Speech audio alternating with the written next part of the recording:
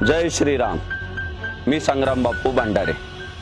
श्री क्षेत्र आळंदी देवाची आणि श्री क्षेत्र देऊ यांच्यामध्ये पिंपरी चिंचवड परिसरात कुदळवाडी नावाचा भाग जो आहे तो पूर्ण पुण्यासाठी आणि पिंपरी चिंचवडसाठी संकट बनत चालला होता।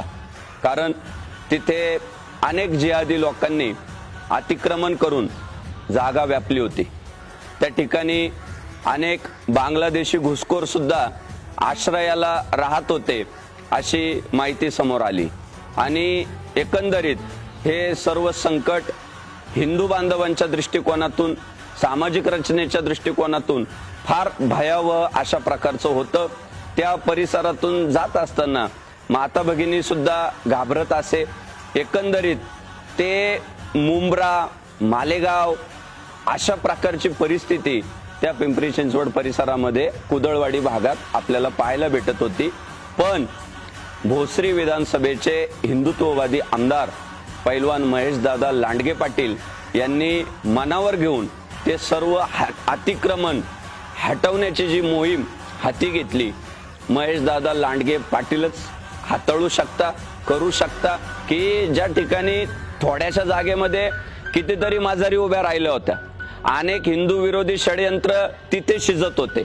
अनेक परिसरातील हिंदू बांधवांवर लव जिहाद असेल, लँड जिहाद असेल, इतर अनेक प्रकारचे जे जिहाद आहे अशा प्रकारचे जिहाद त्या ठिकाणावरनं वाढत होते।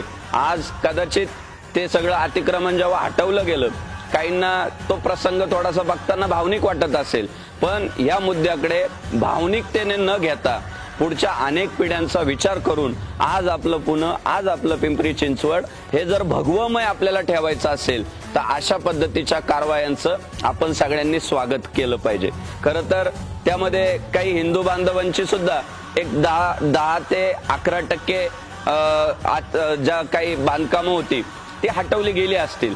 पण मी माझ्या हिंदू बांधवांना विनंती करतो की धर्मासाठी, संस्कृतीसाठी बलिदान देणाऱ्यांचा आपला इतिहास आहे की धर्मासाठी झुंजावे, झुंजोने अवघ्यासी मारावे, मारिता मारिता घ्यावे राज्य आपुले। आपल्या भगवान श्री तुकाराम महाराजांनी शिकवलं, धर्माचे पालन करणे पाखंड खंड, धर्म रक्षावयासाठी करणे आटे आम्हासी।